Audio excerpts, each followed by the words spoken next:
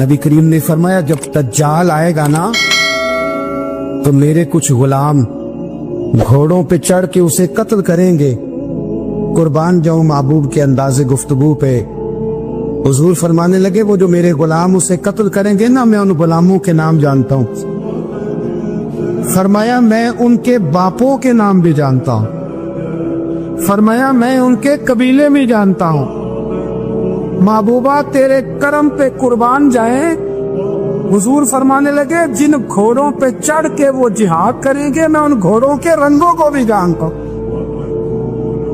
हुजूर ऊंटनी पे है, एहराम बांधा हुआ है, 1,40,000 कमोबेश गुलाम सामने खड़े, अरफात का मैदान। महबूब फरमाने लगे पहला जुमला, जो दर्द वाले थे वो तड़प गए, ये सारे दर्द वाले थे लेकिन कुछ ज्यादा मिजाज शनास थे। महबूब ने पहला जुमला कहा। हुजूर फरमाने लगे लोगों जिस तरह आज इकट्ठे हुए हैं शायद इसके बाद दोबारा हम इकट्ठे ना हो। पहला ऐलान ही कर दिया कि ये तुम्हारे साथ जो आज खुतबा है ना, इसमें इशारा दे दिया कि दोबारा नहीं जमा होगे, अगला हज नहीं करना, बस खत्म हुई बात। नबी करीम ने फरमाया जब दज्जाल आएगा ना तो मेरे कुछ गुलाम घोड़ों पे चढ़ के उसे कत्ल करेंगे। कुर्बान जाऊं महबूब के अंदाज़े गुफ्तगू पे। हुजूर फरमाने लगे वो जो मेरे गुलाम उसे कत्ल करेंगे ना, मैं उन गुलामों के नाम जानता हूं। फरमाया मैं उनके बापों के नाम भी जानता हूं। फरमाया मैं उनके कबीले भी जानता हूं। महबूबा तेरे करम पे कुर्बान जाए। हुजूर फरमाने लगे जिन घोड़ों पे चढ़ के वो जिहाद करेंगे मैं उन घोड़ों के रंगों को भी जानता हूं। हुजूर ऊंटनी पे है, एहराम बांधा हुआ है, 1,40,000 कमोबेश गुलाम सामने खड़े, अरफात का मैदान। महबूब फरमाने लगे पहला जुमला, जो दर्द वाले थे वो तड़प गए, ये सारे दर्द वाले थे लेकिन कुछ ज्यादा मिजाज शनास थे। महबूब ने पहला जुमला कहा। हुजूर फरमाने लगे लोगों जिस तरह आज इकट्ठे हुए हैं शायद इसके बाद दोबारा हम इकट्ठे ना हो। पहला ऐलान ही कर दिया कि ये तुम्हारे साथ जो आज खुतबा है ना, इसमें इशारा दे दिया कि दोबारा नहीं जमा होगे, अगला हज नहीं करना, बस खत्म हुई बात। ये आखिरी पहली बात ही हुजूर ने ये बयान। अब वो इतने दिल नरम हो गए हुजूर की बात सुन के, आंखों में आंसू इस तरह आ गए, तबीयत का मिलान इतना बढ़ गया कि हर एक का दिल कशकोल बन गया। हर तरफ से आहें और सिसकियां हैं कि हुजूर के वो जुमले यूं सहाबा ले रहे थे जब आपसे कोई कह दे कि भाई बस भाई ये वक्त बस आखिरी मुलाकात का है, तो फिर उन्होंने वो तो हुजूर की हर बात ही तवज्जो से सुनते थे, पर यहाँ जो अंदाज बन गया वो अनोखा बन गया। फरमाया शायद दोबारा मुलाकात ना हो। फिर मेरे करीम महबूब सल्लल्लाहु ताला अलैहि वसल्लम ने फरमाया जिस तरह तुम्हारे लिए ये शहर हुर्मत वाला है, मक्का हुर्मत वाला है ना, एक नेकी करो तो मक्के में 1,00,000 का सवाब, हरम मक्का में एक गुनाह करो तो वो भी 1,00,000 लिखा जाता है। हुर्मत वाला है, बड़ी इज्जत वाला है। फरमाया जिस तरह ये घर इज्जत वाला है काबा, जिस तरह ये शहर इज्जत वाला है, फरमाया जिस तरह आज का दिन हुर्मत वाला है। मुसलमानों मैं तुम्हें बता के जा रहा हूं, तुम्हें समझा रहा हूं, इसी तरह मैंने तुम सब पर एक दूसरे के माल और इज्जत को हुर्मत वाला कर दिया है। और सहाबा को ना हुजूर ने पहले ये सबक पूरा हुजूर ने पूछा, ये भी जरा कमाल है, ये बुखारी मुस्लिम की हदीस है। हुजूर ने सहाबा से पूछा 9 ज़िलहज है, जुमे का दिन है, ज़िलहज का महीना है, सबको पता है, लेकिन ना आप जुमा पढ़ने हैं तो मैं आपसे कहूं कि आज आप कौन सा दिन है, तो आप कहेंगे जनाब जुमा है, अजीब आदमी है, जुमा पढ़ा रहे हो। लेकिन जो सहाबा का अंदाज है वो और है। हुजूर ने पूछा आज ये कौन सा महीना है, ये अदब है, ये मकाम है, ये वो मकाम है जहां बहुत सारे सिर्फ अकल वाले बंदे जो होते हैं ना, वो बेचारे गिरते पड़ते हैं, कहते हैं जी बात आती हो तो बतानी चाहिए, ये क्या बात हुई जी, बंदा बोले ही ना, ये क्या लेकिन कुछ लोग ऐसे हैं जिनका धारा अदब कुछ और होता है, उन्हें ढेरों बातें भी आती हो तो हर जगह बात करने की नहीं होती, सब जगह कहानियां सुनाने की नहीं होती। हुजूर ने फरमाया कौन सा महीना है, قربان جائیں۔ بھیا کو زبان ہو کے کہنے لگے واللہ و رسولہ عالم، اللہ جانے اللہ کا رسول جانے، سانو تے قید سجن دا گہنا ہے، او جنج رکھے اساں اونج رہنا ہے، ہمیں کیا پتا۔ پوچھا کسی نے، لکھا ہے صوفیاء نے، کسی نے پوچھا اوے تمہیں پتا نہیں، کہنے لگے چپ کر، ہمیں کیا پتا کون سا مہینہ ہے۔ تو حضور نے فرمایا آج تاریخ کون سی ہے؟ میں سب کو پتا تھا نا 9 ذی الحج کو یہ حج ہوتا ہے، کون سی تاریخ ہے؟ کہا واللہ و رسولہ عالم، اللہ جانے اللہ کا رسول جانے، قربان جائیں۔ حضور نے پوچھا دن کون سا ہے؟ سب کو پتا ہے جمعہ ہے، کہنے لگے واللہ و رسولہ عالم، اللہ جانے اور اللہ کا۔ وہ صحابہ بتا کیوں نہیں رہے؟ پہلے محبت کہتے ہیں، صحابہ کا جواب یہ تھا ہمیں کوئی مہینوں سے غرض ہے، ہمیں کوئی دن سے غرض ہے، ہمیں کوئی تاریخ سے غرض ہے؟ آجیو آؤ شہنشاہ کا روزہ دیکھو، کعبہ تو دیکھ چکے، کعبے کا بھی کعبہ دیکھو، ہمیں تو محبوب سے غرض ہے۔ مہینہ تھا ذی الحج کا، اگر حضور کہہ دیتے ذی الحج نہیں ذی قعدہ ہے تو ہم نے ذی قعدہ ہی بنا لینا تھا۔ تاریخ تھی 9، اگر حضور فرما دیتے 11 ہے تو ہم نے 11 ہی بنا لینی تھی۔ دن تھا جمعے کا، اگر حضور کہتے پیر ہے تو ہمیں کیا لگے، ہمیں تو محبوب کی رضا چاہیے۔ آپ دیکھیں نا، ایک صحابی کے ہاتھ ذرا لمبے تھے تو حضور نے فرمایا یا ذوالیدین، اور لمبے ہاتھوں والے، ان سے کوئی پوچھتا نام کیا ہے تو کہتے میرا نام ہے 2 ہاتھوں والا۔ اور بھئی میرے بھی 2 ہیں، تم کیوں 2 ہاتھوں والا؟ کہنے لگے یہ نہیں مجھے پتا، مجھے نبی پاک نے کہا 2 ہاتھوں والا، تو ٹھیک ہو گئی جو حضور نے نام رکھ دیا۔ تو حضور سید عالم نے پوچھا، پھر حضور نے حرمت یاد کرائی، فرمایا یاد رکھو یہ دن بھی بڑی عزت والا ہے، جمعے کا ہے، یہ مہینہ بھی بڑی حرمت والا ہے، ذی الحج کا ہے، یہ تاریخ بھی بڑی حرمت والی ہے۔ لیکن فرمایا جس طرح اس دن کی، اس شہر کی، اس مہینے کی تم نے عزت کرنی ہے، اسی طرح ایک دوسرے کے مال کا، ایک دوسرے کی عزت کا تم نے پاس کرنا۔ مسلمان بھائیوں، خدا را یہ حضور کہہ رہے ہیں یار، نبی پاک نے کعبہ کے سامنے کھڑے ہو کے فرمایا بیت اللہ تیری بڑی شان ہے، تیرا بڑا مرتبہ ہے، لیکن فرمایا میرے مومن کی عزت رب کی نظر میں کعبے سے بھی زیادہ ہے۔ ہم کیسے بیٹھ کے یار، ہم کیسے جرات کرتے ہیں کسی کی پگڑی کھولنے کی کونے میں بیٹھ کے؟ ہم اپنے گھر بیٹھ کے کسی پر تبصرہ کر گئے، کسی بندہ مومن کی عزت اچھال گئے، بالکل پتہ نہیں تھا بات کا، اور ہم نے کہانی بنا دی پوری کی پوری، داستان سرائی کر گئے۔ صبح سے شام تک ہماری گپ شپ کا عنوان کیا ہے؟ کسی نہ کسی کا شکوہ، کسی نہ کسی کی شکایت، یہ ہماری گپ شپ ہے۔ خدا را حضور نے تو خطبہ حجۃ الوداع میں پہلا سبق یہ دیا تھا کہ میرے جانے کے بعد ایک دوسرے کی عزت کرنا، اور اسی خطبے میں ایک جگہ پہ فرمایا یہ نہ ہو کہ میرے جانے کے بعد تم ایک دوسرے کی گردنیں مارنے لگ جاؤ، ایک دوسرے کی عزتوں کا خیال کرنا، پاس کرنا۔ مسلمانوں، میرے عزیز بھائیوں، بزرگوں، عزتوں کا دفاع شروع کریں۔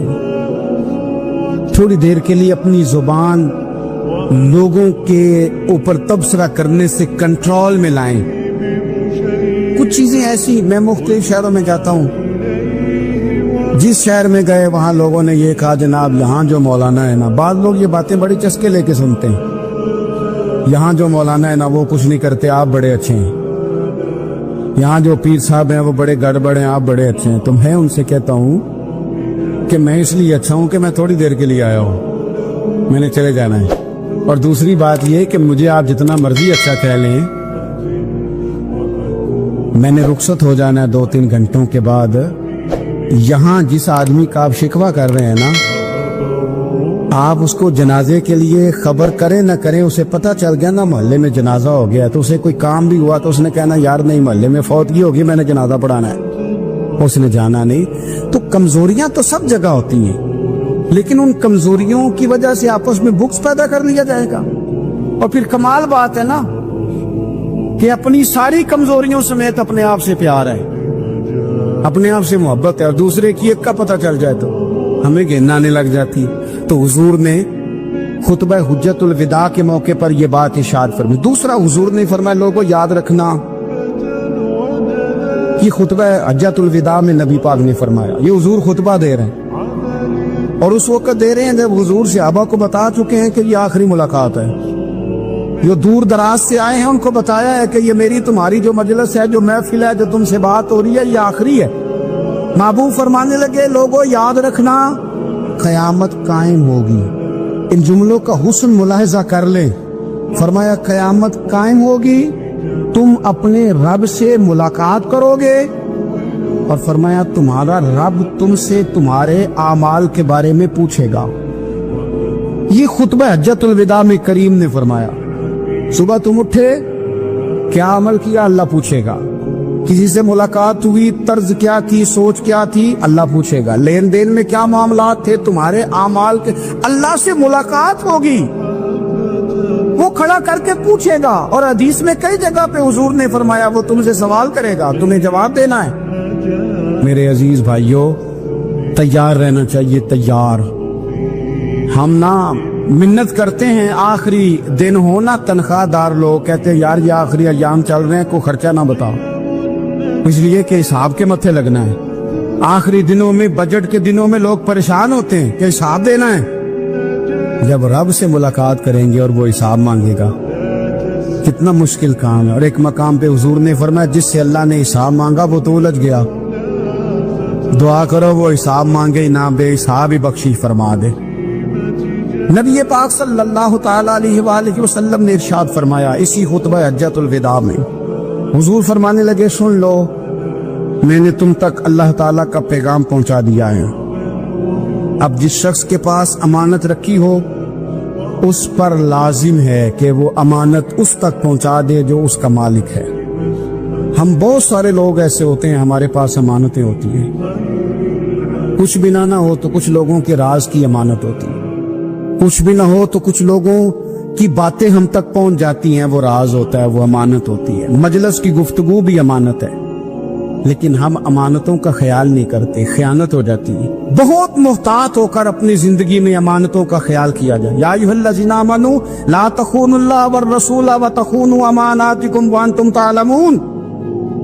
اللہ فرماتے ہیں ایمان والو، نہ رب سے خیانت کرنا، نہ رب کے رسول سے خیانت کرنا، نہ آپس میں ایک دوسرے سے خیانت کرنا، جانتے بوجھتے ہوئے یہ کام نہ کرنا۔ وانتم تعلمون، جانتے ہو، تمہیں پتہ ہے۔ کبھی بھی بددیانتی کا مظاہرہ نہ کریں اپنی زندگی میں، کبھی بھی۔ اور یہ بھی یاد رکھ لیں، بچوں کو کیا پتا کہ ہمارا ابا حلال لا رہا ہے کہ حرام لا رہا ہے؟ آپ لا رہے ہیں نا، تو وہ تو بیچارے بھولے پن میں کھا رہے ہیں، تو حساب آپ نے دینا ہے۔ جنہ لی تو پاپ کمائے ہن کتھے نہیں ہو تیرے کر دے، بلا نا۔ تو بچوں کا تو یہ معاملہ ہے بھائی، اللہ ماشاءاللہ کہ وہ وقت پہ ہی، شادی کے 10-15 دن کے بعد ہی ان کو پیغام مل جاتا ہے کہ اگر ہمارا علیحدہ گھر ہو تو میں مرضی سے سجاؤں، تو میں مرضی سے سواروں، تو میرا کوئی مطلب اپنا سلسلہ ہو، تو بڑے ٹائم پہ ساری باتیں شروع ہو جاتی ہیں، وہ تو معاملہ ہی بالکل اور ہے۔ تو بالکل کسی بھی امانت میں کبھی بھی خیانت کرنے کی کوشش نہ کریں، اور یاد رکھیں مال حرام جہاں آتا ہے وہاں بڑی تباہی آتی ہے۔ جہاں لوگ بددیانت ہو جاتے ہیں وہاں معاملات بڑے خراب ہو جاتے ہیں۔ اللہ تبارک و تعالی دیانتداری کی توفیق عطا فرمائے۔ حضور نے خطبہ حجۃ الوداع کے موقع پر فرمایا میں نے آج جاہلیت کے سارے سود ختم کر دیے۔ نبی پاک میدان عرفات میں کھڑے ہو کے فرمانے لگے جس بندے نے بھی کسی سے پیسے لیے ہیں وہ اصل رقم دے گا، زائد نہیں دے گا۔ حضور کے بڑے قریبی تھے ایک، فرمایا انہوں نے بھی کچھ لوگوں سے پیسے لیے ہوئے، چونکہ وہ سب لوگ کرتے تھے، حرام ہی نہیں تھا۔ فرمایا میں ان کو بھی حکم دیتا ہوں کہ یہ اصل رقم وصول کریں گے، کسی سے ایک پائی بھی زیادہ وصول نہ کریں گے۔ نبی پاک صلی اللہ تعالی علیہ وسلم نے خطبہ حجۃ الوداع میں ایک باریک بات حضور نے بھی، یہ آپ نے ضرور سمجھنی ہے، بالخصوص جو لوگ تھوڑا دین پر عمل کر رہے ہیں، جن کا لبادہ مذہبی ہو گیا، جنہیں لوگ حضرت صاحب، قاری صاحب، علامہ صاحب، مفتی صاحب، حاجی صاحب، بزرگوں کہہ کے بلاتے ہیں، وہ اس پر توجہ کریں۔ میرے نبی پاک صلی اللہ علیہ وسلم نے خطبہ حجۃ الوداع کے موقع پر ارشاد فرمایا لوگوں، شیطان اب مایوس ہو گیا ہے، وہ تم سے بتوں کی پوجا نہیں کرا سکے گا، ہاں وہ تمہیں چھوٹے چھوٹے گناہوں میں مبتلا کرے گا، وہ تم سے چھوٹے چھوٹے عیب کرائے گا, تم سمجھو گے یہ تو غلطی کوئی نہیں. فرمایا اس سے بچ کے رہنا. اب وہ مایوس ہو گیا, بتوں کی پوجا نہیں کرا سکتا, تمہیں اپنی پوجا نہیں کرا سکتا, لیکن چھوٹی چھوٹی غلطیاں. ایک مقام پہ فرمایا نا, چھوٹا گناہ ہونا تو مومن اسے پہاڑ سمجھتا ہے, اتنا بڑا ہو گیا, اور منافق کہتا ہے یہ تو کچھ بھی نہیں. تو اپنی زندگی کے اندر چھوٹی چھوٹی کوتاہیاں. حضرت سعدی فرمایا کرتے تھے سیلاب اچانک نہیں آتے, پہلے چھوٹا سا سوراخ ہوتا ہے دریا کے کنارے, اسے بند نہ کیا جائے پھر بڑا ہو جاتا ہے, پھر وہ ٹائم آتا ہے کہ بند ٹوٹ جاتا ہے, بستیاں ڈوب جاتی ہیں. پہلے چھوٹا گناہ انسان کرتا ہے, چھوٹا, پھر اس سے آگے بڑھتا جاتا ہے اور بڑی بڑی غلطیاں ہوتی ہیں. اللہ تبارک و تعالی ہمیں رائی کے دانے کے برابر بھی غلطی کرنے سے محفوظ فرمائے. نبی پاک صلی اللہ تعالی علیہ وسلم نے اسی موقع پر ارشاد فرمایا, لوگو اللہ سے ڈرتے رہنا, اور میں تمہیں عورتوں کے ساتھ بھلائی کی وصیت کرتا ہوں. فرمایا رب نے تمہیں اختیار دیا ہے, عورتیں تمہارے سپرد کی ہیں, ان سے اچھا سلوک کرنا. فرمایا اگر کبھی کوئی ان پر تمہیں سختی کرنی بھی پڑے تو اتنی کرنا جتنی ان کی غلطی ہو, ان سے درگزر کرنا, ان سے پیار کرنا. حضور علیہ الصلوۃ والسلام فرماتے ہیں رب نہ تمہارا چہرہ دیکھتا ہے, نہ تمہاری جیب دیکھتا ہے, مالک تو جب دیکھتا ہے تمہارا دل ہی دیکھتا ہے. تو دل کی کیفیت اللہ کو پتہ ہے. دل بے چین اس لیے رہتے ہیں کہ یہ جو پیاس اور جو طلب کرتے ہیں وہ ہم انہیں پہنچاتے نہیں. دل بے قرار اس لیے رہتے ہیں کہ یہ رب رسول کی محبت سے ٹھنڈے ہو, ہم ادھر ادھر کی چاہتے لیے پھرتے. ان کے اندر بے قراری اس لیے ہے کہ ہم نے امیدیں لوگوں سے وابستہ کر لی ہیں, جو لوگوں سے نہیں کرنی چاہیے تھی, اللہ رسول سے کرنی چاہیے. ہم نے اسباب کو اختیار کرنا ہے, بھروسہ اسباب پر نہیں, بھروسہ تو اللہ تعالیٰ پہ کرنا ہے. تو جب تک دیکھیں نا قرآن مجید نے کیا کہا, قرآن مجید نے کہا والذین آمنوا اشد حبا للہ. فرمایا وہ لوگ جو ایمان لے آئے وہ اپنے رب سے شدید محبت کرتے, اپنے رب سے پیار کرتے ہیں. ان کے سجدے بوجھ نہیں, ان کے سجدے تو لذت ہے. انہیں نماز کے لیے لانا نہیں پڑتا, جبر نہیں کرنا پڑتا, ان کے تو دل کھچے چلے آتے ہیں. ان کو تو پیار ہو گیا, رات ساری بیت گئی اور ایک سجدہ بھی مکمل نہ ہوا. وہ تو مال چونکہ اللہ نے دیا ہے تو راہ خدا میں خرچ کرتے وقت ان کی طبیعت کسی قسم کا تکلف نہیں محسوس کرتی, کوئی بوجھ نہیں محسوس کرتی. چونکہ وہ ہر چیز سے بڑھ کر اللہ رسول سے پیار کرتے ہیں تو یہ چیزیں ان کے سامنے کبھی بھی رکاوٹ نہیں بنتی. اور دل میں سب سے زیادہ محبت اللہ کی, اور جہاں تک تعلق ہے میرے رسول پاک کا, اللہ کریم نے فرمایا النبی اولی بالمؤمنین من انفسہم. فرمایا یہ جو نبی ہے نا یہ تو مومنوں سے ان کی جانوں سے بھی زیادہ قریب ہے. تو ہر وقت دل کی دھڑکنوں میں, روح کی ٹھنڈک میں, قلب میں, دل میں, روح میں, ذہن میں جو چیز ہر وقت سمائی ہے نا مومنوں کے, وہ رسول پاک کی ذات ہے. اگر رات ساری بندہ یہی سوچتا رہے کہ سویرے یار کس طرح کام چلانا ہے, پیسے کیسے آئیں گے, جو میرے پاس 2 لاکھ ہے اسے 6 کیسے کرنا ہے, اور یہ 6 ہے یہ 12 کیسے ہو سکتا ہے, اور جناب یہ دنیا میری کیسے آگے بڑھ سکتی ہے, اور یہ جو پلاٹ پڑا ہے نا میرے گھر کے بالکل سامنے کیسے کچھ چکر چلے کہ میرا ہو جائے, گاڑی ہے ذرا چھوٹے ٹائروں والی بڑے ٹائروں والی کیسے آ سکتی ہے. اگر 24 گھنٹے منصوبہ بندی دنیا حاصل کرنے سے دین منع تھوڑا کرتا ہے. حضور نے تو فرمایا محنت کر کے کمائی کرنے والا اللہ کا دوست ہے, منع نہیں ہے, لیکن ہر وقت اسی گنتی میں رہنا, اسی کے شمار میں رہنا, الجھ جانا, اور جو اصل چیز تھی اس کو چھوڑ جانا. ہم نا نیکی کرتے ہیں, مومن ہوتے ہیں, لیکن اس کی لذت نہیں پاتے.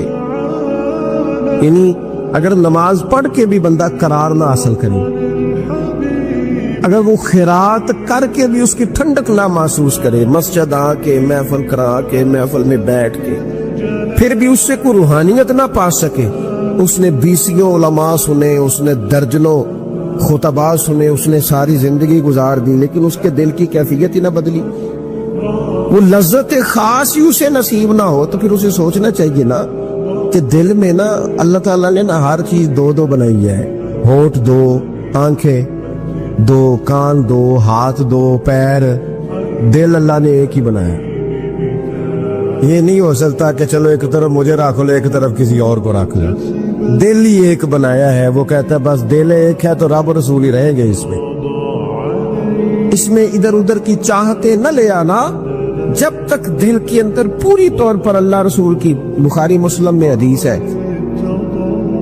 نبی پاک علیہ الصلوۃ والسلام نے فرمایا اگر تم چاہتے ہو نا تمہیں ایمان کی لذت نصیب ہو، آپ زیادہ غور کریں میری بات پر، ایک ہے کھانا، ایک ہے مزیدار کھانا، ایک ہے مومن ہونا اور ایک ہے مومن ہونے کا مزہ آنا، لذت نصیب ہونا کہ میں صاحب ایمان ہوں۔ فرمایا اگر تم چاہتے ہو کہ تمہیں ایمان کی لذت نصیب ہو، یہ حدیث آپ نے بولی نہیں بخاری مسلم میں، اگر چاہتے ہو کہ ایمان کی لذت نصیب ہو تو تین کام کرو۔ یا رسول اللہ صلی اللہ تعالی علیہ وسلم کون کون سے؟ حضور فرمانے لگے پہلا کام یہ کرو کہ ہر چیز سے بڑھ کر اللہ رسول سے محبت کرو۔ لیکن یہ نیرا نعرہ نہیں لگانا، یہ غور کرنا ہے، پیسوں پر اچھی طرح غور کر کے سوچ لینا ہے کہ پیسے زیادہ پیارے ہیں کہ اللہ رسول، یہ غور کر لینا۔ یہ جو جھوٹی ہے نا کہ بت بنائے ہوئے نا، میری عزت، میری برادری، میری افسری، میرا قبیلہ، میری کرسی، یہ غور کر لینا ہے کہ کرسیاں زیادہ پیاری ہیں، اقتدار زیادہ پیارا ہے کہ اللہ رسول۔ ایک طرف رسول اللہ کی شریعت اور ایک طرف تیری برادری کے رسم و رواج، لیکن شادی والے دن رسم و رواج جیت گئے، کدھر گئی تیری محبت رسول؟ وہ صرف محفل والے دن تھی، ربیع الاول شریف میں تھی۔ ہم تو دیندار سمجھتے ہی اس کو ہیں جس کے گھر میں شادی ہو تو پتہ چلتا ہے کتنا دیندار ہے، محفل میں تو سارے دیندار ہوتے ہیں، یہ تو پتہ ہی تب چلتا ہے جب کسی کا انتقال ہو جائے یا گھر میں کوئی خوشی آئے کہ اب یہ کتنا دیندار ہے، اب پتہ چلے گا۔ مسجد میں تو سارے دیندار ہیں۔ فرمایا اگر چاہتے ہو کہ لذت ایمان نصیب ہو تو ہر چیز سے بڑھ کر اللہ رسول سے پیار کرو، اور دوسرا فرمایا جس سے بھی پیار کرو نا اللہ رسول کی رضا کے لیے کرو،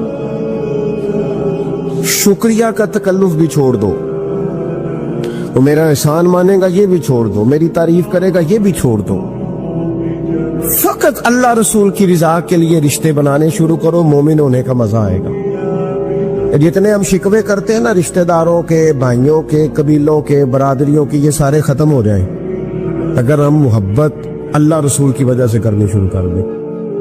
اگر بنیاد اللہ رسول کی رضا ہو تو ہماری طبیعتوں میں کسی کے لیے نفرت پیدا نہ ہو، بے ادبی پیدا نہ ہو، کوئی ایسا ماحول نہ آئے۔ کیوں کہ ہم ڈائریکٹ پیار ہی نہیں کرتے، ہم جس سے بھی پیار کرتے ہیں درمیان میں رب رسول کو رکھ کے کرتے ہیں، اور حضور فرماتے ہیں قیامت کے دن رب اعلان کرے گا، اللہ فرمائے گا وہ کہاں ہیں جو دنیا میں میری رضا کے لیے آپس میں پیار کرتے تھے؟ یا اللہ کیا ملنے والا ہے؟ اللہ فرمائے گا آج میرے عرش کے سائے کے علاوہ سایہ کوئی نہیں، جو دنیا میں میری رضا کے لیے آپس میں پیار کرتے تھے انہیں آج میں اپنے عرش کا سایہ عطا کروں گا۔ تو اگر ایمان کی لذت چاہتے ہو، ایک تو ہر چیز سے بڑھ کے اللہ رسول سے پیار کریں، ایک جس سے بھی پیار کریں اللہ رسول کے لیے کریں، اور دوسرا فرمایا مومن ہونے کے بعد، کلمہ نصیب ہونے کے بعد، ایماندار ہونے کے بعد کفر کی طرف جانا اتنا ناپسند کریں، اتنا ناپسند کریں اتنا کوئی آگ میں جانا ناپسند کرتا ہے، اتنا ناپسند کریں۔ اگر یہ ذہن بن گیا پھر لذت نصیب۔ میں آپ سے عرض کروں میرے عزیزوں، ہم نا تھکی تھکی سی زندگی گزارتے ہیں، بور سا وقت گزارتے ہیں، الجھے ذہن رہتے ہیں، بکھری سوچے رہتے ہیں، ٹوٹے خیالات، پختگی نہیں باتوں میں، مضبوط نہیں افکار، کسی نے مشورہ دیا تو 10 منٹ کچھ اور سوچ لیا، اگلے سے بات کی تو پھر پچھلے کی بات ختم ہو گئی، اپنی زندگی میں مضبوطی نہیں۔ خدا کے بندو ہمیں تو ایک سادہ سا اسلوب دے دیا گیا ہے کہ تم ہر چیز سے بڑھ کے رسول پاک سے محبت کرو. تو جب پوری طرح وہ محبت نصیب ہو جائے گی، جب پوری طرح وہ چاہت مل جائے گی، جب پوری طرح وہ خلوص نصیب ہو گیا، للہیت مل گئی، اللہ رسول کی بارگاہ نصیب ہو گئی، آپ یقین کریں حضور کی محبت بندے کو پکا کر دیتی ہے، اس کی سوچوں کو مضبوط کر دیتی ہے، اس کے اندر استقامت لاتی ہے رسول اللہ کی محبت. انسان طاقتور ہو جاتا ہے. میں تقریر نہیں کر رہا، جذبات کا اظہار کر رہا ہوں. میں آپ سے داد نہیں چاہتا، میں آپ کی ذہن سازی چاہتا ہوں. آپ بھلے میری بات پر کوئی سبحان اللہ ماشاءاللہ نہ کہیں، لیکن میرے درد دل کو سمجھے میں کیا کہنا چاہتا ہوں. دوستو، حضور کی محبت مضبوط کرتی ہے، مضبوط طاقتور کر دیتی ہے. نہ سمجھ آئے تو سیدنا بلال سے پوچھ کے دیکھو، پوچھ کے دیکھو، مار پڑتی جاتی ہے، محبت طاقتور ہوتی جاتی ہے، تانے ملتے جاتے ہیں، محبت مضبوط ہوتی جاتی ہے. نہ سمجھ آئے تو سیدنا سلمان فارسی سے پوچھو. سالوں بیت گئے، ڈھونڈتے، تلاش کرتے، آتے حضور کی بارگاہ میں حاضری دیتے، غلامی کرتے، کہاں سے چلے کہاں پہنچے. اگر نہ سمجھ آئے تو حضرت خبیب سے پوچھو، نہ سمجھ آئے تو بدر میں جا کے شہید ہونے والوں سے پوچھو جی محبت کتنا طاقتور کرتی ہے. حضرت انس بن نضر سے پوچھو میدان احد میں کہ یہ محبت افکار کو زندہ کرتی ہے، روح کو تازہ کرتی ہے. بندہ نہ زیادہ باتوں سے ویسے ہی بچ جاتا ہے. ایک شے صرف یاد کرنی پڑتی ہے، ایک شے علم و بس کریو یار، اے ہوئی حرف تینوں درکار. اعلیٰ حضرت فرماتے اے عشق تیرے صدقے ہم جلنے سے چھٹے سستے. جو آگ بجھا دے گی اب وہ آگ لگائی ہے، جو آگ بجھا دے گی اب وہ. اور پھر اعلیٰ حضرت فرماتے ہیں کہ یاد رکھنا جان ہے عشق مصطفیٰ، روز فضو کرے خدا. اور جس کو ہو درد کا مزہ، جس کو ہو درد کا مزہ، ایک ہوتا ہے شفا کا مزہ، ایک ہوتا ہے بیماری کا مزہ. یہ حضور کی محبت کی وہ والا درد ہے کہ یہ مزیدار ہے. اعلیٰ حضرت فرماتے جان ہے عشق مصطفیٰ، روز فضو کرے خدا. او لوگوں جس کو ہو درد کا مزہ، وہ ناز دوا اٹھائے کیوں اور پھر کے گلی گلی تباہ. ہم ٹھوکریں سب کی کھائیں کیوں اور دل کو جو عقل دے خدا تو تیری گلی سے جائے کیوں. دل کو جو عقل دے خدا تو تیری گلی سے جائیں کیوں. صحابی بیٹھے نا نبی پاک کی بارگاہ میں اور دیر سے بیٹھے اور جم کے بیٹھے، بٹھا کے اپنے محبوب کو اپنے پہلو میں. جو لوگ کچھ نہیں کرتے وہ بھی کمال ہی کرتے. دیر سے بیٹھے اور بیٹھے تو نبی کریم نے فرمایا جاؤ کوئی کام بھی کرو. اٹھے، ستون کی اوٹ سے ہو کے واپس آگے، کہنے لگے یا رسول اللہ آپ کے بغیر دل ہی نہیں لگتا، تو طبیعت ہی نہیں جمتی، کہیں نظر ہی نہیں ٹھہرتی. جب تک آپ اپنے دل کی کیفیات، یار ہمارے بزرگ، ہمیں تو وقت نہیں ملنا چاہیے. اگر ہمارا دعویٰ ہے کہ ہمیں حضور سے محبت ہے تو وقت ہی نہیں ملنا چاہیے. سیرت ساری پڑھ لی ہے ہم نے، حضور کی احادیث یاد کر لی ہیں، نبی پاک کے فضائل پر جو کتابیں لکھی گئی ہیں وہ ہمارے پاس ہیں. کیا آج صبح سے لے کر اب تک 1100 بار درود شریف نصیب ہوا ہے؟ کیا اگر حضور سے محبت ہے تو ہمارے دل میں نبی پاک کی امت کا درد ہے؟ حضور پر نازل ہونے والے قرآن مجید کو ہم نے سمجھا ہے؟ دین اسلام کی روشن تعلیمات کے ہم کتنے قریب گئے ہیں؟ فارغ وقت آپ کیا جی میں آج کل بور ہوتا ہوں تو بھئی آپ کتاب خریدیں حضور کی سیرت پر، پڑھیں شاہ عبدالحق محدث دہلوی نے کیا لکھا ہے، پڑھیں حضور کے فضائل کمالات، پڑھیں شفا شریف قاضی اعجاز کیا لکھتے ہیں. لیکن زندگی تو ادھر ادھر ضائع ہو رہی ہے. محبت والا تو اپنا ٹائم، یہاں تو کسی کو پیار ہو جائے نا اپنے گھر سے تو قربانی دیتا ہے، کہتا ہے آپ سب لوگ کھائیں گے، میں پردیس میں جا کے کماؤں گا. پیار ہو گیا نا تو اس نے جدوجہد کی، اس نے عمر گزار دی. ہمیں اگر پیار ہو تو پھر انداز کچھ اور ہو. تھوڑا سا نا اپنی قلبی واردات پر توجہ دیں، اپنے دل سے پوچھیں ایک تسبیح رکھ لے ہاتھ میں. اس طرح موبائل ہو نا بندے کے پاس تو چین نہیں نہ لینے دیتا. جس طرح موبائل ہاتھ میں ہو تو چلتا رہتا ہے نا, انشاءاللہ تسبیح بھی ہاتھ میں ہوگی تو درود پاک چلتا رہے گا. یہ کرے یہ کام. حضور کے تذکارے جمیلہ, نبی پاک کا تذکرہ, اپنے قلب اطہر میں حضور کی محبت کو. آپ دیکھیں نا کبھی صحابہ کا مزاج, ایک ہوتا ہے بڑے مشورے کرنا اور ایک ہوتا ہے زندگی میں نا ایک عرف یاد کر لینا. صحابہ نے نا ایک سبق یاد کیا تھا کہ جو حضور کہہ دیں گے نا, یہ بڑا مختصر, بڑا جامع, بڑا مزیدار اور سارے پہلوؤں کو اکٹھا کرنے والا سبق ہے. جو کریم کہہ دیں گے نا, لمبی چوڑی دوڑ ہی نہیں, جو حضور فرما دیں گے. حضرت صدیق اکبر سے پوچھا آپ کو پسند کیا ہے, کہنے لگے حضور آپ کو دیکھتے رہنا.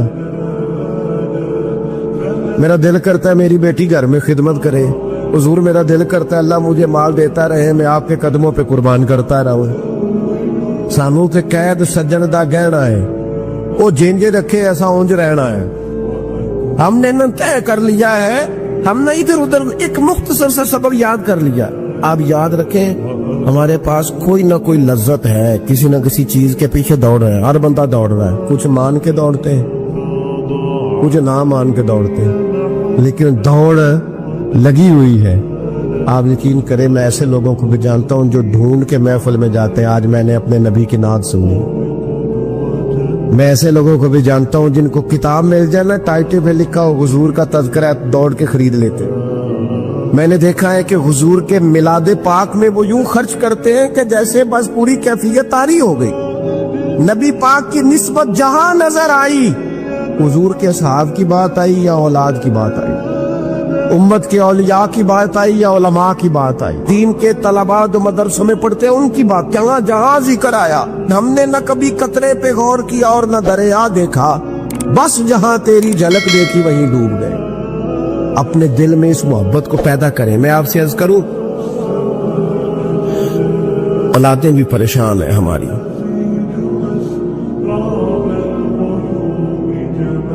ہم نے بچوں کو پیسے دیے ہیں, ٹائم نہیں دیا. ہم نے بچوں کو گھر دیا ہے, خاندانی ماحول نہیں دیا. اب شکوہ صرف بچے سے نہیں کہ وہ موبائل پہ ہے, ابا بھی تو موبائل پہ ہی ہے نا, وہ بھی تو نہیں نا چھوڑ رہا.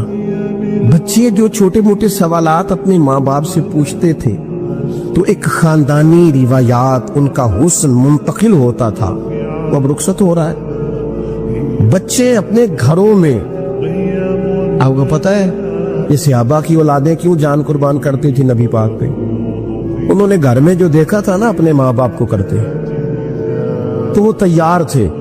ایک سے ایک بڑھ کر تھا. حضرت عمر بن جموح جنگ میں آئے تو چاروں بیٹوں سمیت آئے, اولادیں ساتھ آئیں ان کی. کیوں؟ انہوں نے اپنے بچوں کو وقت دیا, ٹائم دیا, ان کی تربیت کی. دیکھیں ایک ہے میں تقریر کروں, تقریر سے بھی بچے سیکھیں گے. ایک ہے کہ جو ان کا باپ کرتا ہے.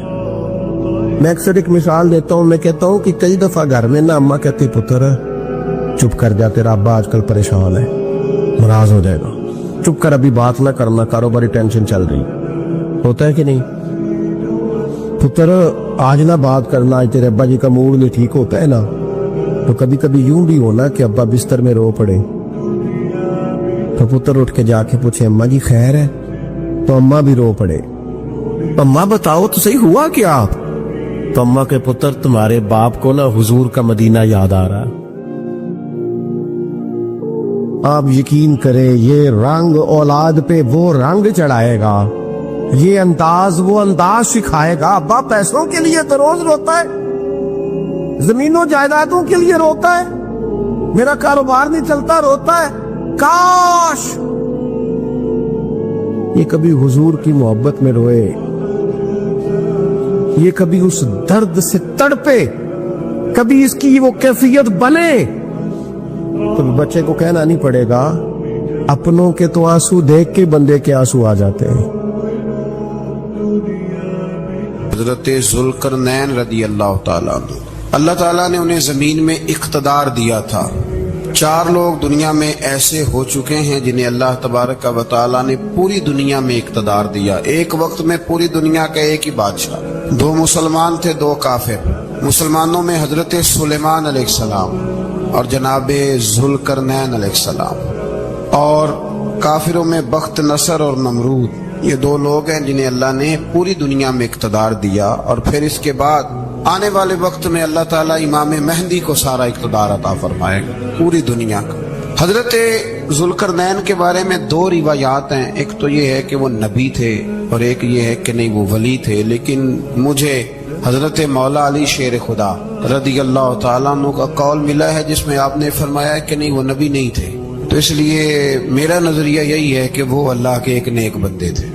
اللہ نے انہیں پوری زمین میں اقتدار دیا، وہ ایک مہم پہ نکلے، ان کا ارادہ بنا کہ میں ذرا دنیا کا چکر لگاؤں، تو انہوں نے سفر شروع کیا کہ میں دیکھوں ذرا سورج غروب کہاں ہوتا ہے، تو فرماتے میں پہنچا، بڑا گیا، لیکن میں اس مقام تک پہنچ گیا جہاں سورج غروب ہوتا ہے، تو پھر میں نے دیکھا کہ ایک سیاہ کنواں ہے جس کے اندر جا کے وہ چھپ گیا ہے، لیکن رب کریم کی اس حقیقت تک میں پہنچ سکا نہیں۔ پھر آپ فرماتے ہیں کہ میں آگے نکلا تو مجھے ایک قوم کے بارے میں بتلایا گیا جو بڑی خونخوار قوم تھی، بڑی خونخوار، اس کو یاجوج اور ماجوج کہا جاتا ہے۔ یہ قوم اتنی خونخوار تھی کہ یہ درندوں کو بھی کھا جایا کرتی، اتنے لمبے چوڑے ان کے قد تھے، اتنے زیادہ طاقتور تھے کہ سانپ اور بچھو بھی کھا جاتے تھے۔ یہ نکلا کرتے تھے سبزے کے دنوں میں تو ساری کھیتیاں اجاڑ جاتے تھے، ہر چیز تباہ کر جاتے تھے، حتیٰ کہ انسانوں تک کو کھا جاتے تھے۔ تو حضرت ذوالقرنین جب وہاں پہنچے، اللہ تبارک و تعالیٰ نے انہیں ان مظلوم لوگوں کا مددگار بنایا جن پر یاجوج اور ماجوج کی قوم ظلم کرتی تھی۔ انہوں نے آپ سے کہا کہ حضور مہربانی فرمائیں، اس قوم سے تو ہماری جان چھڑائیں۔ آپ نے فرمایا تم میری مدد کرو۔ انہوں نے کہا حضور کس طرح؟ فرمایا بس جسمانی طور پر میری مدد کرو۔ تو آپ نے پھر وہاں ایک دیوار بنائی، لوہا کاٹ کر، سیسا پگھلا کر، پتھر ڈال کر ایک بڑی موٹی تازی دیوار بنائی، اور اتنی اونچی بنائی، اور پھر اس کے چاروں جانب آگ جلائی تاکہ وہ لوہا اس طرح پگھل جائے کہ وہ دیواروں کے ساتھ چپک جائے، تاکہ کوئی آدمی پیر رکھنا چاہے تو پیر رکھ کے اس پہ چڑھ نہ سکے۔ آپ نے وہ دیوار بنائی۔ اب اس قوم کا حال یہ ہوا کہ وہ اس کے اندر قید ہیں، وہ صبح جب اٹھتے ہیں تو اس کو توڑنا شروع کرتے ہیں، توڑتے رہتے ہیں، تو جب شام ہوتی ہے تو ان میں سے ہر روز ایک شخص کہتا ہے اتنی رہنے دو باقی کل کریں گے، لیکن جب وہ سویرے اٹھتے ہیں تو اللہ تعالیٰ اس دیوار کو پھر سے مضبوط فرما دیتا ہے۔ نبی کریم علیہ السلام نے فرمایا قرب قیامت میں ایک وقت آئے گا، قیامت کے قریب جا کے ایک ٹائم ایسا آئے گا کہ اس مخلوق میں سے ہی ایک شخص پکارے گا اور پکار کے کہے گا کہ اب سو جاؤ انشاءاللہ۔ اللہ ان کی زبان پہ جاری کہے گا اب سو جاؤ اور سویرے انشاءاللہ یہیں سے شروع کریں گے۔ تو فرمایا وہ چونکہ انشاءاللہ کہیں گے تو پھر اللہ تبارک و تعالی اگلے دن اس دیوار کو وہیں پہ رکھے گا جہاں رات کو انہوں نے اسے چھوڑا تھا۔ اگلے دن وہ توڑیں گے تو دیوار ساری ٹوٹ جائے گی، اور پھر اللہ تبارک و تعالی کا فضل ہوگا تو مسلمان کی طرف وہ بڑھیں گے، وہ قتل و غارت کریں گے، پھر سے وہی درندگی کریں گے، تو پھر حضرت عیسیٰ علیہ السلام ان کے لیے دعا کریں گے۔ تو دعا کا یہ حال ہوگا کہ ان کے وجود پر کچھ ایسی چیزیں برآمد ہوں گی جن کی وجہ سے وہ مر جائیں گے، ختم کر دیے جائیں گے، قیامت کے قریب جا کے وہ دوبارہ آئیں گے۔ اس کے بعد پھر اللہ تبارک و تعالیٰ نے سورہ کہف کی آخری آیات میں 7 سمندر اور ان جیسے اور بھی آ جائیں، فرمایا 7 سمندر ہوں اور ان جیسے اور بھی آ جائیں اور مل کر وہ روشنائی بن جائیں تو میرے رب کے کلمات ختم ہونے سے پہلے سمندر ختم ہو جائیں گے۔ اور آخری آیت میں اللہ تعالیٰ نے فرمایا کہ اے رسول صلی اللہ تعالی علیہ وسلم آپ کہہ دیجئے کہ میں تمہاری طرح ہی ایک بشر ہوں، انا بشر مثلکم، میں بھی تمہاری طرح ایک۔ اب مثلکم کا بہت سارے لوگوں نے ترجمہ اپنی طرح کا کر لیا ہے، حالانکہ حضور صلی اللہ تعالی علیہ وسلم نے فرمایا کہ بشر ہونے میں تمہاری طرح ہوں، رسول ہونے میں تمہاری طرح نہیں، اللہ کا حبیب ہونے میں تمہاری طرح۔ اور وہ یہ جو میں کہہ رہا ہوں نا نہیں، تو یہ صحیح بخاری کے لفظ ہیں، حضور نے فرمایا ایکم مثلی، کون ہے تم میں جو میری طرح ہو؟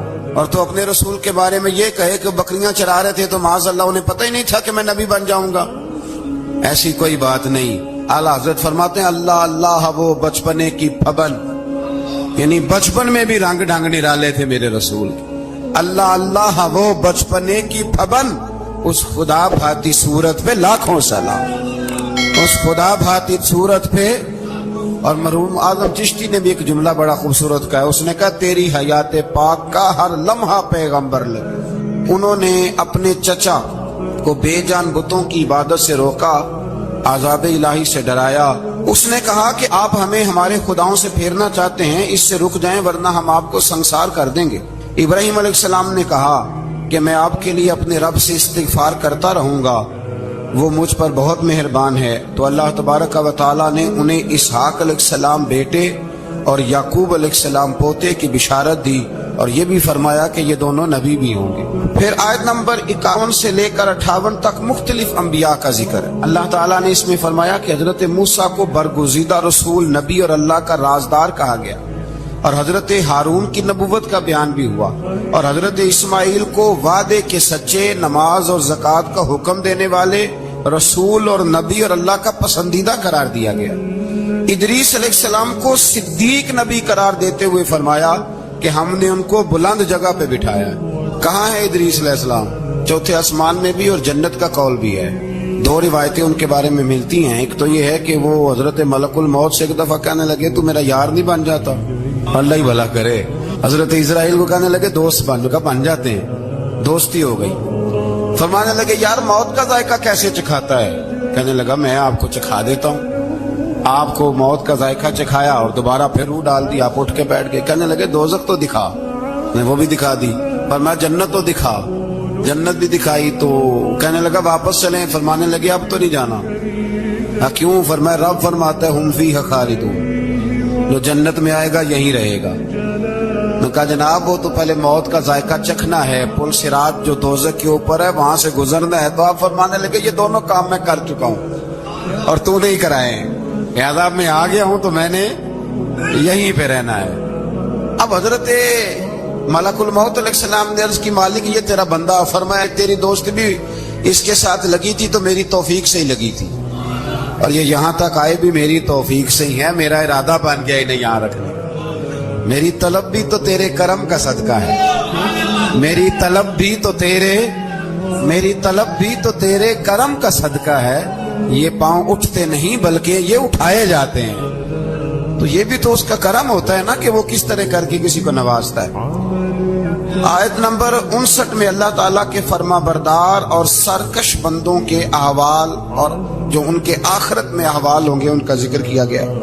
आयत नंबर 66 में बताया गया है कि मुनकरीन आखिरत हयात बादुल मौत के बारे में हमेशा शक में मुब्तला रहे।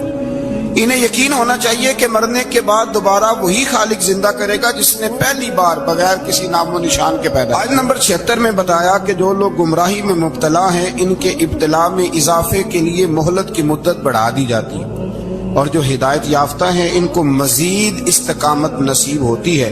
अल्लाह के यहाँ सवाब और अंजाम खैर के एतबार से बाकी रहने वाली नेकियां सबसे ज्यादा बेहतर। ऐसी नेकियां करें जो बाकी रहें हमेशा, क्या कहते हैं, सदका-ए जारिया। आयत नंबर 81 में फरमाया कि मुशरिकीन इस उम्मीद पर अल्लाह के सिवा माबूदाने बातिल की इबादत करते हैं कि मुश्किल में इनकी मदद करेंगे।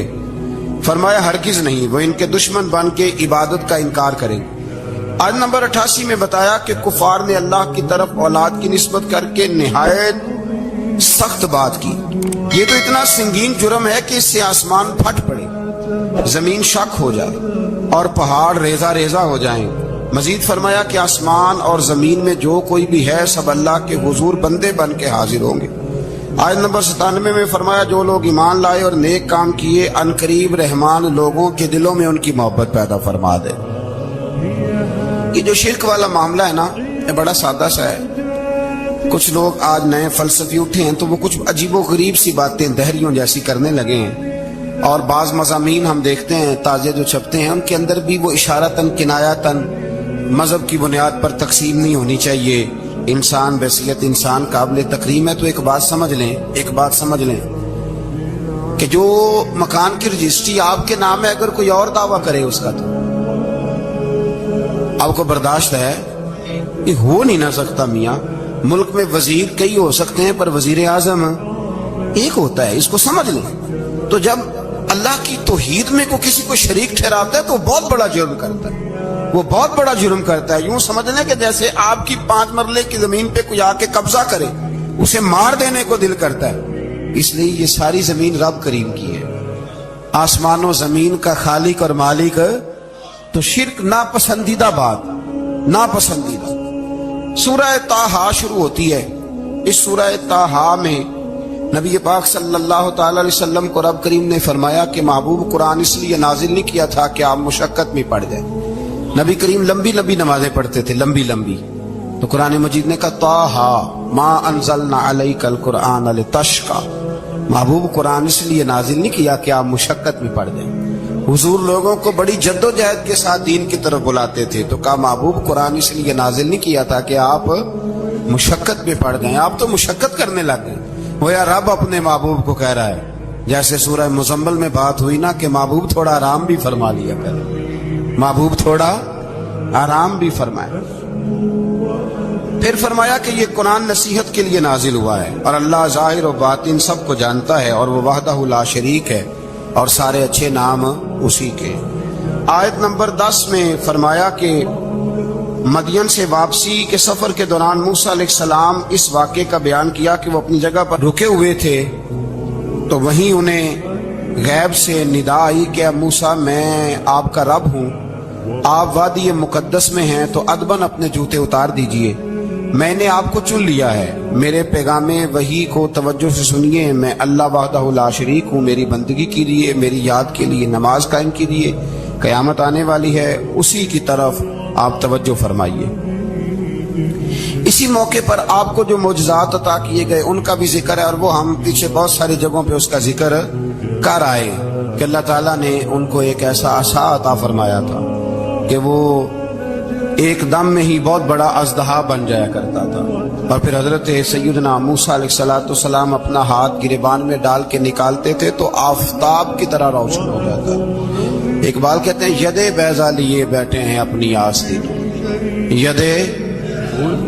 یدے بیضا لیے, چمکتے ہوئے ہاتھ ہیں ان کے, تو یہ اپنی آستینوں میں چھپا کے بیٹھے ہیں. پر اقبال نے یہ ولیوں کے لیے کہا ہے, نہ پوچھ ان خرقہ پوشوں کی, ارادت ہو تو دیکھ ان کو, ارادت ہو تو محبت کے ساتھ دیکھ, تنقید کے ساتھ تو پتہ ہے پھر بندے کو کوئی شے نہیں ملتی, آنکھیں گونگ ہو جاتی. ارادت ہو تو دیکھ ان کو, یدے بیضا لیے بیٹھے ہیں اپنی آستینوں میں.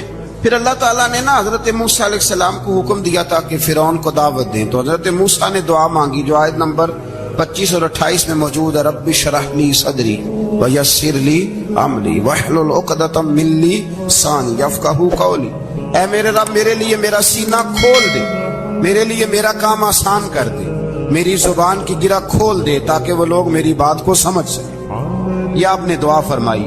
اور آگے جا کے مزید آپ نے التجا کی کہ میرے خاندان میں سے میرے بھائی ہارون کو اس مشن میں میرا وزیر بنا دے تاکہ مجھے تقویت ملے, اور اسے میرا شریک کار بنا دیجیے. اللہ تعالیٰ نے ان کی اس دعا کو قبول فرما لیا. آیت نمبر 38 سے حضرت موسیٰ علیہ السلام کی پیدائش کا ذکر ہوتا